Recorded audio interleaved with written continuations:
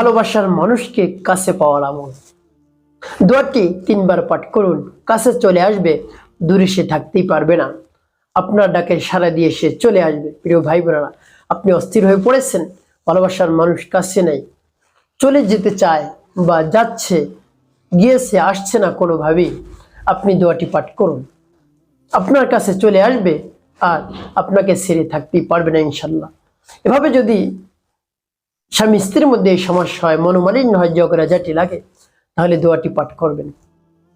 যদি দোয়াটি পাঠ করতে পারেন, একজন অপরের জন্য পাগল পাড়া হয়ে যাবে, পাগলের মতো একজন অপরজনকে ভালোবাসবে, একজন অপরজনকে ছাড়া কোনোভাবেই থাকতে পারবে না। প্রিয় ভাই বোনেরা, সংসারের মধ্যে যদি মনোমালিন্য হয়, ঝগড়াঝাটি লেগে যায়, তাহলে সাথে সাথে সেটা সমাধান করে ফেলবেন। দীর্ঘায়িত করবেন না, তাহলে দূরত্ব বেড়ে যাবে। বা দেখা যায় যদি ঝগড়াঝাটি লাগিয়ে মনোমালিন্য হয়, তাহলে একই ঘরের মধ্যে থাকে কিন্তু তারা কথা বলে না, অন্য বিছানায় ঘুমায়, আলাদা আলাদা থাকে। এভাবে যদি করেন তাহলে কিন্তু ক্ষতি, দূরত্ব বেড়ে যাবে, ভালোবাসা আস্তে আস্তে নষ্ট হয়ে যাবে, তারপরে পরকীয়ার মতো খারাপ কাজ হয়ে যেতে পারে। প্রিয় ভাই বোনেরা, এই জন্য দেখা যায় স্বামীও পরকীয়ায় লিপ্ত হয়ে যেতে পারে, স্ত্রীও পরকীয়ায় লিপ্ত হয়ে যেতে পারে। তার কারণ তাদের সকলের কাছে তো মোবাইল থাকে। হ্যাঁ, তাহলে কি যদি এভাবে হয়, দূরত্ব বেড়ে যায়, তাহলে পরকীয়ার সম্ভাবনা রয়েছে, পরকীয়ার সম্মুখীন হয়ে যেতে পারে। এই জন্য কখনো এই কাজটি করবেন না। যখনই মনোমালিন্য হবে, ঝগড়াঝাটি লেগে যাবে, কি করবেন? সাথে সাথে মিলে যাবেন। যিনি আগে কথা বলবেন তার উত্তম চরিত্র, তিনি উত্তম চরিত্র অধিকারী। রব্বে কারিম তাদেরকে পছন্দ করেন যাদের উত্তম চরিত্র। যিনি আগে কথা বলবেন তার মনের মধ্যে অহংকার, রিয়া কম, তাকে রব্বে কারিম অত্যন্ত ভালোবাসেন, আদর করেন, স্নেহ করেন। এই জন্য কে আগে কথা বলতে পারে প্রতিযোগিতা করবেন। রব্বে কারিম অসংখ্য অগণিত সওয়াব দান করবেন, সুবহানাল্লাহ বিহামদি। এই জন্য এই ঝগড়াঝাটি মনোমালিন্য দীর্ঘায়িত করবেন না, তাহলে দূরত্ব বেড়ে যাবে, সংসার ভেঙেও যেতে পারে। শয়তান সদা সর্বদা চায় সংসার ভাঙতে। এই জন্য আপনি কখনো এই কাজ করবেন না। তো প্রিয় ভাই বোনেরা, আমাদের সমাজে অনেক সময় দেখা যায় একটা বদ অভ্যাসটি হলো, ঝগড়াঝাটি লাগলে স্বামী বাসা থেকে বের হয়ে যাবে, অন্যথায় স্ত্রী বাসা থেকে বের হয়ে বাবার বাড়ি চলে যায়। এভাবে যদি হয়, এভাবে এই কাজটি কখনো করবেন না। তাহলে অনেক ক্ষতি হয়ে যায়, দূরত্ব বেড়ে যায়, সংসার ভেঙে যেতে পারে, পরকীয়ার মতো সমস্যা হয়ে যেতে পারে। কখনো এই কাজটি করবেন না, সাথে সাথে সমাধান করে ফেলবেন। প্রিয় ভাই বোনেরা, তো এভাবে যদি হয়ে যায়, দূরত্ব বেড়ে যায়, কেউ কাউকে ভালোবাসে না, কথা বলে না, দোয়াটি আপনি 3 বার পাঠ করুন। একজন অপরজনের জন্য পাগল হয়ে যাবে, পাগল হয়ে ছুটে চলে আসবে, একজন অপরজনকে ছাড়া কোনোভাবেই থাকতে পারবে না। প্রিয় ভাই বোনেরা, সেই দোয়াটি আপনি কেমন করে পাঠ করবেন আর দোয়াটি কি আমি বলে দিচ্ছি। প্রিয় ভাই বোনেরা, যখন আপনি আমলটি করবেন, তখন যার নাম নিয়ে করবেন তার নাম এবং তার মায়ের নাম সংগ্রহ করবেন। স্ত্রী যদি আমল করে, স্ত্রী স্বামীর নাম নেবে, স্বামীর মায়ের নাম সংগ্রহ করবে। আবার স্বামী যদি আমল করে, স্ত্রীর নাম, স্ত্রীর মায়ের নাম সংগ্রহ করে তারপরে আমলটি করবে। এভাবে সংগ্রহ করে তারপরে তার কাছে রাখবে।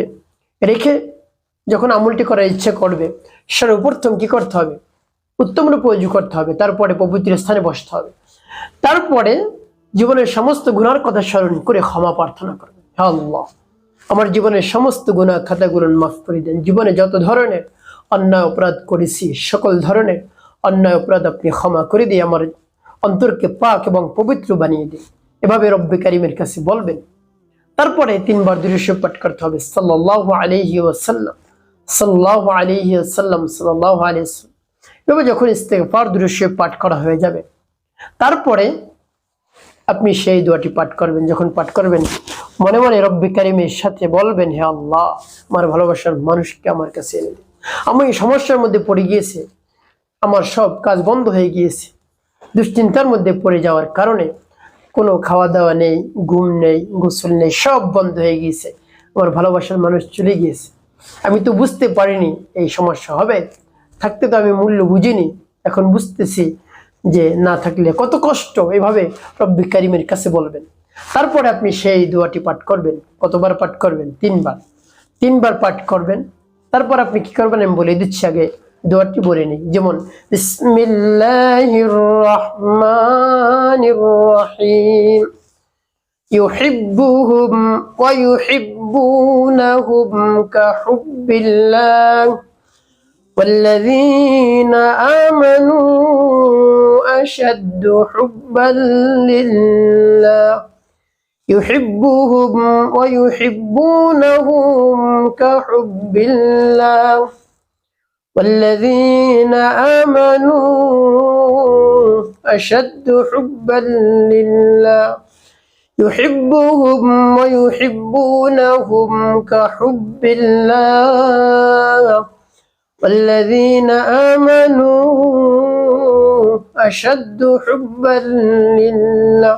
এবার যখন পাঠ করা হয়ে যাবে তারপরে আপনি নবী সাল্লাল্লাহু আলাইহি ওয়াসাল্লাম মুহাব্বত নিয়ে পাঁচবার দুরূদ ইব্রাহিম পাঠ করবেন। আল্লাহুম্মা সাল্লি আলা মুহাম্মাদ ওয়া আলা আলি মুহাম্মাদ কামা সাল্লাইতা আলা ইব্রাহিম ওয়া আলা আলি ইব্রাহিম ইন্নাকা হামিদুম মাজিদ।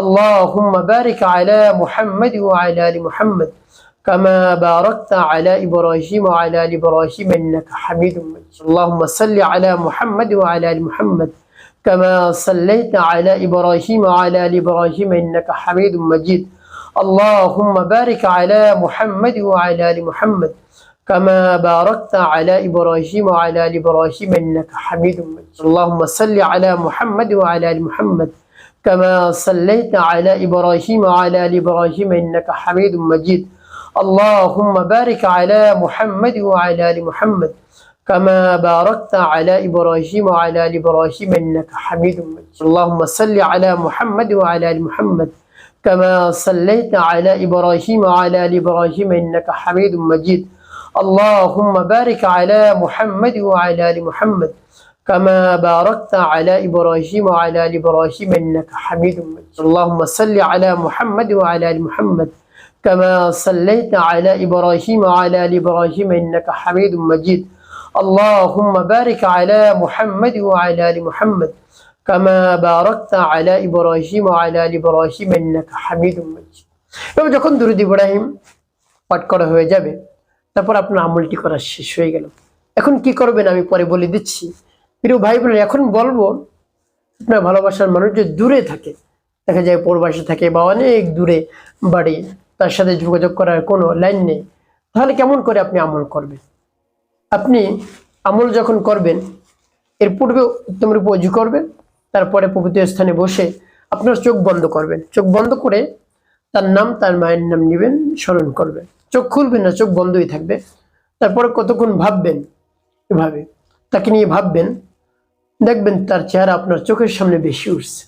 তারপরে আপনি আমলটি করা শুরু করবেন। সর্বপ্রথম ইস্তিগফার 3 বার পাঠ করবেন, 3 বার দুরূদ শরীফ, তারপরে পাঠ করবেন ইউহিব্বুহুম ওয়া ইউহিব্বুনাহুম কাহুব্বিল্লাহ ওয়াল্লাযীনা আমানু আশাদ্দু হুব্বান লিল্লাহ ইউহিব্বুহুম ওয়া ইউহিব্বুনাহুম কাহুব্বিল্লাহ ওয়াল্লাযীনা আমানু আশাদ্দু হুব্বান লিল্লাহ ইউহিব্বুহুম ওয়া ইউহিব্বুনাহুম কাহুব্বিল্লাহ ওয়াল্লাযীনা আমানু আশাদ্দু হুব্বান লিল্লাহ। তবে 3 বার পাঠ করবেন। তারপরে আপনি সর্বশেষ 5 বার দুরূদ ইব্রাহিম পাঠ করবেন। এভাবে যখন শেষ হয়ে যাবে তারপর রব্বে কারীমের দরবারে হাত উত্তোলন করবেন। হে আল্লাহ, হে আল্লাহ, আপনি হলেন আমাদের খালিক, আমাদের মালিক, আমাদের হায়াত দাতা, জীবন দাতা, রিজিক দাতা। আল্লাহ, আমি সমস্যার মধ্যে পড়ে গেছি, আমার সমস্যার সমাধান করে।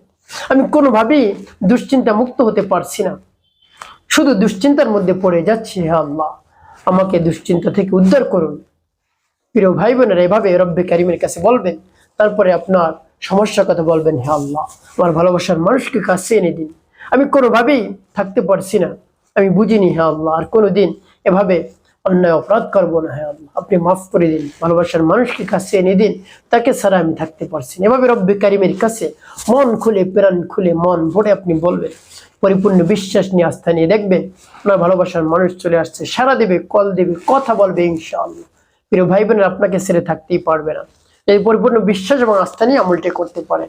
একটি কাজ করতে হবে, 5 ওয়াক্ত নামাজ আপনাকে আদায় করতে হবে, মানুষের কল্যাণে কাজ করতে হবে, মিথ্যা কথা বলা যাবে না। তাহলে আপনার জীবন সুখময় হবে এবং শান্তিপূর্ণ ইনশাআল্লাহ।